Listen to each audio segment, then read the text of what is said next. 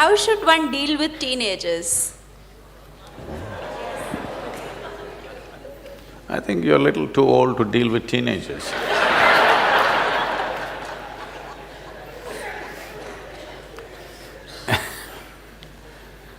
See,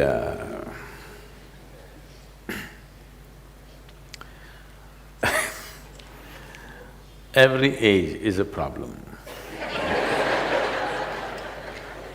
No, I'm talking about the ages. Stone Age was a problem. Iron Age was a problem, Bronze Age is a problem, Computer Age, serious problem. Isn't it so? Middle Ages were serious problems. Modern age is immense problem. Teenage, another problem.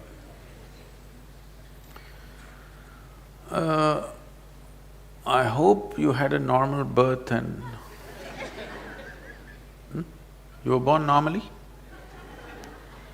So if you were born normally, you were born like this and slowly grew up and somebody counted your age and you also passed through 13, 14, 15, which you are referring to as teen.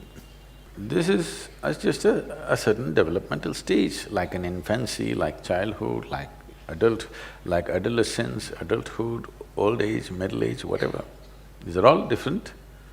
We're trying to segment it, but essentially this is a physical journey of a body.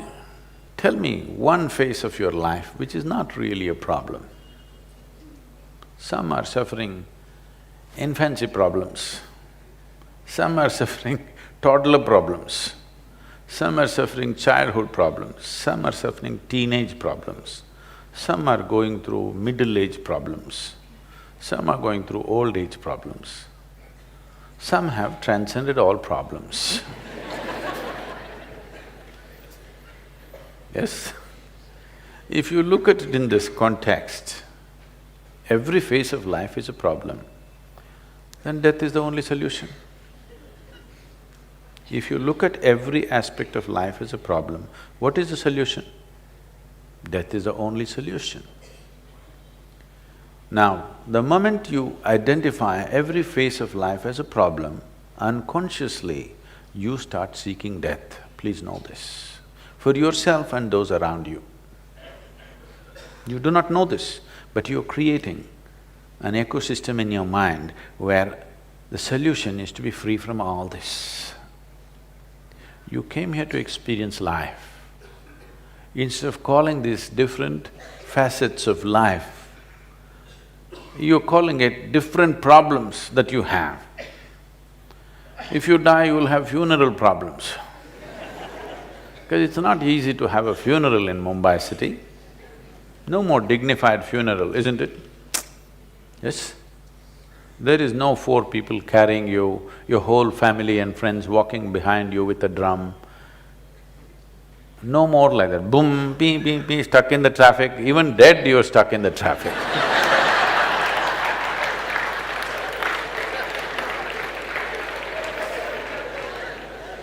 I want you to understand this. There are various types of situations in your life. They're just situations. Some you know how to handle, some you're yet to know how to handle. Whatever you do not know how to handle, you call it a problem.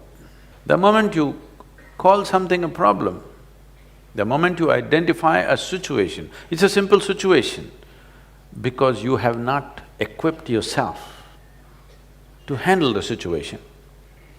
You call it a problem. The moment you call it a problem, unpleasantness is a natural consequence of that. Your children are growing up, it should be a joyful moment. Yes? They become teenagers means they're growing rapidly. Yes?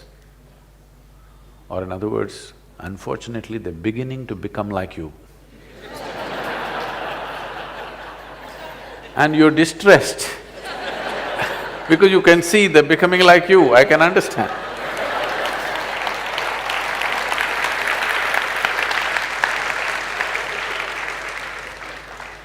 No, Sadhguru, that is not the problem. They're beginning to become something different. They don't even look like my children anymore. We have eulogized, we have unfortunately eulogized helpless states of life. When you say infancy and childhood, what you're talking about is a certain phase of our life when we are pretty helpless. Without outside help, we cannot survive or be anything. So we have eulogized this. Even so-called spiritual teachers are going about saying, I am a child. I don't want to meet an adult who is a child. It's another way of saying, I'm retarded.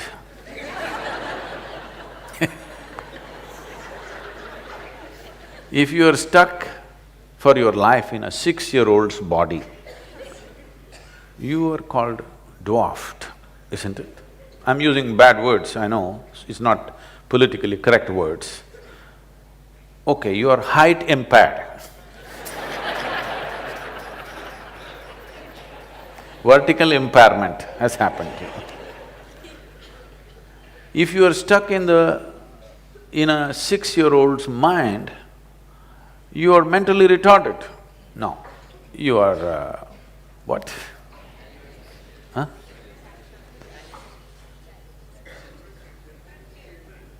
Differently abled you become. These are pretty words, all right, we don't want to insult people who are in such situations, we appreciate that. But if you are eulogizing that state of a helpless phase in our lives, which is childhood, where without somebody else's support we cannot exist. If you eulogize that, you will remain that way forever, and that's what has happened. I cannot live without you. Do not understand this as some kind of a love affair. It is just like saying, I cannot walk without a crutch.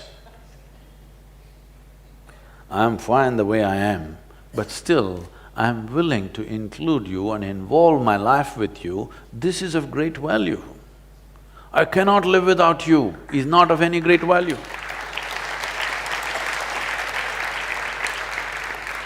I can live without anybody's attention, but I'm willing to throw myself with absolute involvement with whoever is here right now. This is of value. Because you're eulogizing helplessness or helpless phases of our life. When you were a little baby, you can't even pee by yourself, somebody has to take you. I'm saying, I'm like a child means then I'm looking where are the diapers, please let's give him one, you know. Now what's happening with the so-called teenage is you got used to your child as a helpless creature. Now he is finding his own feet, you don't like it. You want to condense him into boo, boo, boo, my boo, boo. What you need is a toy or a doll to play with, or maybe a dog. A couple was struggling, not able to make a decision whether to have children or not. The debate between the husband and wife was, the husband wants to have children, the wife says, it's not necessary, we can get a dog instead. Because they couldn't settle it, they went to a marriage counselor. So they said, we are not able to make up our mind whether to have children or to get a dog. What should we do? So marriage counselor said, this is very simple, you want to ruin your carpets or your life, you must decide.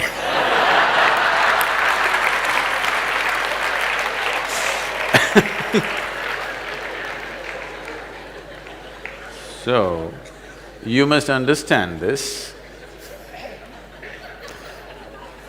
If your life is a concrete block, when I say a concrete block, it has clear defined boundaries. This is what I am, like just now Anupama was saying. Even a little child is saying, this is how I am. That means I've become a concrete block, because a certain amount of stupid information has come my way, with this I have formed a definition of what I am. So once I have formed a clear concrete block kind of definition to who I am, if two concrete blocks meet with great passion, what will happen? If there is a loose boundary to you, if two people come with great passion, wonderful things of union may happen. Otherwise, two concrete blocks clash, what happens? You know, friction. Friction and breaking of one of the concrete blocks or both will happen. So, once you become like a concrete block, you should not beget more concrete blocks, because you're incapable of including another life as a part of yourself. Because you have defined the boundaries of who you are so absolutely, you should not even get married if you ask me, because two concrete blocks living together, all right, it may make a house, it'll not make a home. Concrete blocks together will make a house, isn't it? Nothing more beautiful than that will happen. We're already too overbuilt in Mumbai. We don't have to build more, okay? So children when they come, when they're helpless and for everything they look up to you, you think your children are magical because they're helpless. Suppose the baby popped out of you and stood up and said, "Hey, who the hell are you?"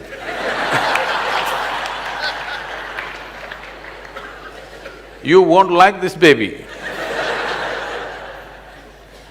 But he takes 14, 15 years to ask that question.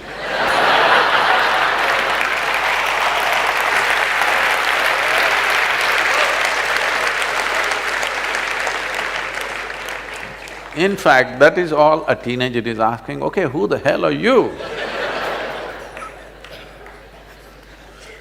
So, if you want to be somebody to that new fresh life which has come, you must not have defined boundaries of who you are.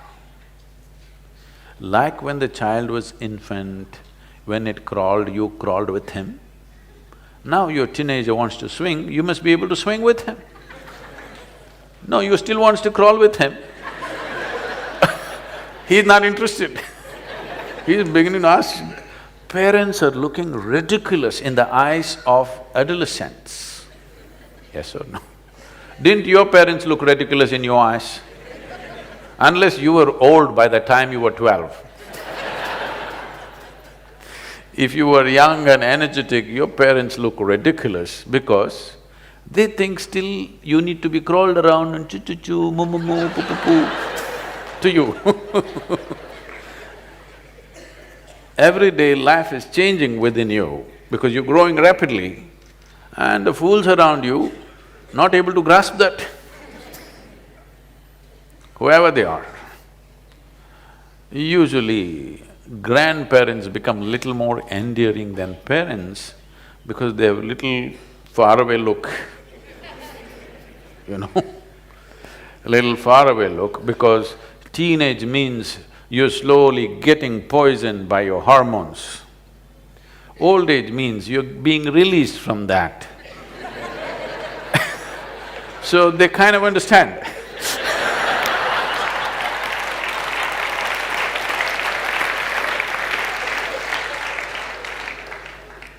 So those of you who are in middle age have no clue where the hell you are. Even historically, the Middle Ages represent a confused state of mind. So don't deal with your teenagers. Please make yourself available to be dealt by them. Make them responsible for everything. 1 month, I'm telling you, 1 month you have the courage to hand over your monthly income to them and say, manage the house. Just give them responsibility. You will see dramatically it will change, you know. Because you must understand, I have been a telephonic father, okay? From the age of 3.5 months, my girl traveled with me, alone in the car. We built the Isha Foundation in a Maruti 800, traveling thousands of miles. In one calendar year, or actually in 14 months, I did 135,000 kilometers on my Maruti, okay So, she was 3.5 months old, one hand on her in the front seat, strapped, and my right leg doesn't go easy, boom.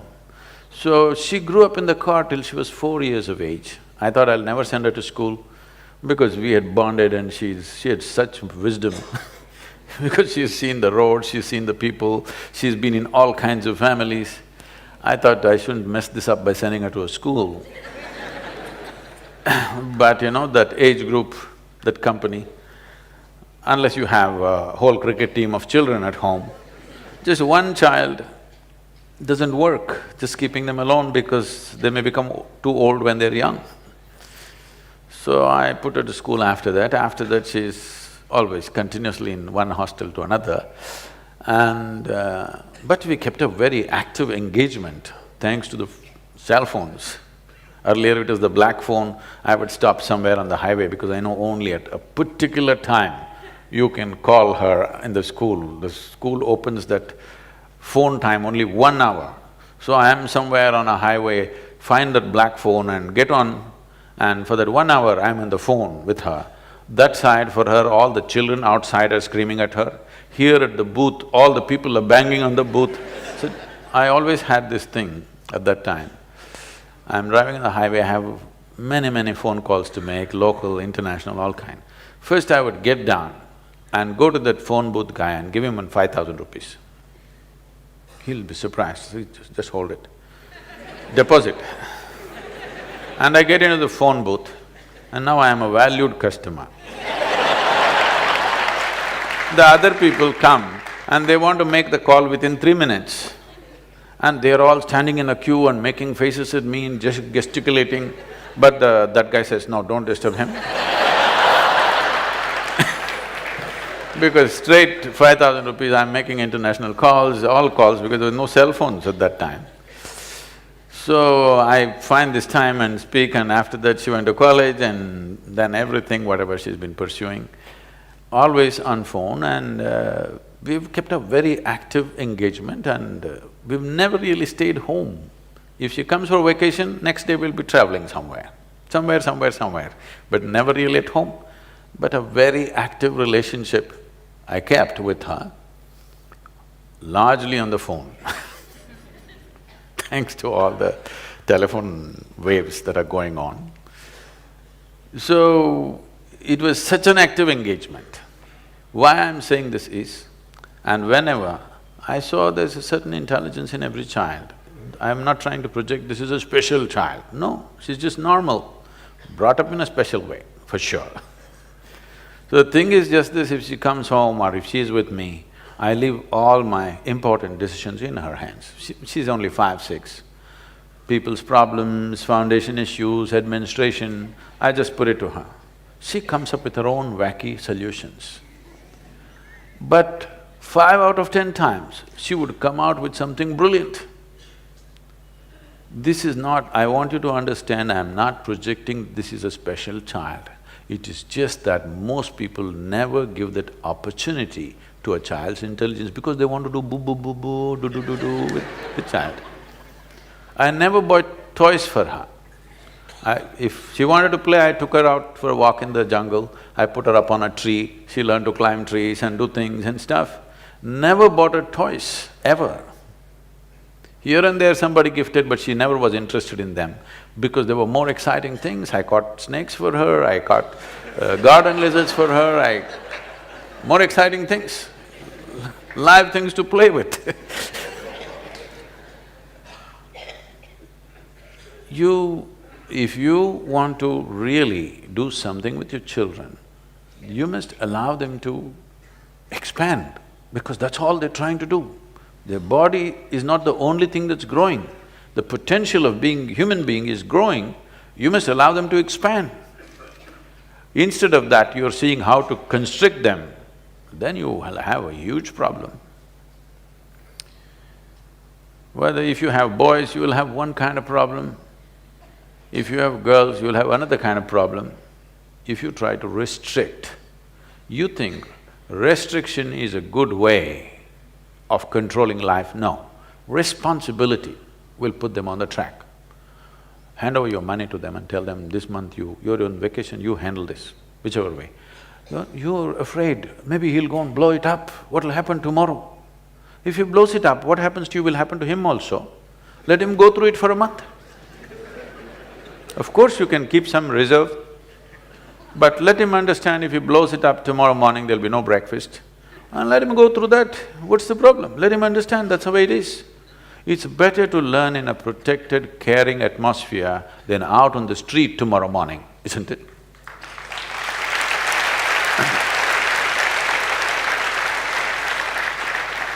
And above all, drop this damn thing that your child belongs to you. If you think this child belongs to you, when he's just coming into teens, he's telling you, God damn it, I don't belong to you. That's all he's trying to tell you, which you're not able to digest. Another life does not belong to you. If another life has chosen to be with you, please cherish that. It's a tremendous thing. Whether it's your husband or your wife or your children, they don't belong to you. You don't own them in any sense. If you don't get it, you will understand when you die or they die. They don't belong to you. Another life has chosen to come through you or be with you. Cherish that, value that. Don't think you're the owner of this life. You're not. So if you believe that you're the owner of your life, a teenager is beginning to make his own statements, well, you don't goddamn own me. He's just telling you that, that's all, in his own language. Yes or no? They're just telling you, you don't own me. But do they as another human being, you think they don't want to be included? They definitely want to be included. So, teenage means there are many things, because one thing is, your intelligence is being hijacked by your hormones. So certain things are happening. Suddenly the world doesn't look the same. Some scrawny little girl in your neighborhood who you had nothing to do with, suddenly there are little bumps on her body and your chemistry is poisoned. You look at her, suddenly it's a new world. The whole world is looking different. What was just people are suddenly becoming male and female. It's not a small change, you know. What were just people are suddenly becoming something else and something else. Suddenly you're interested in only half the humanity. It's a huge change. You will see boys don't even look at their mothers directly because they still can't take their eyes off the body parts. You must understand this, that it is new and he's like trying to come to terms with it. If you were a good friend, if they had problems, if they had struggles, they would talk to you. Because most parents are lousy friends, they make other friends and those friends give their own wacky advice because they're also in the same state. It is best if your child has a problem, they come to you, isn't it? Yes? But they will not come to you if you are a boss. They will not come to you if you have ownership over that life. They will not come to you if you are that horrible father or mother. They will come to you if you are a good friend. Because when they have problems, it is natural for them to seek a friend. So make sure from an early age that you are their best friend. Till they reach 18, 20, you are their best friend. Make it that way. And this you have to earn, this will not drop because you delivered them. Because you delivered them, you get the title of mother and father. You will not get the title of a friend. This has to be earned and everyday responsible behavior from you.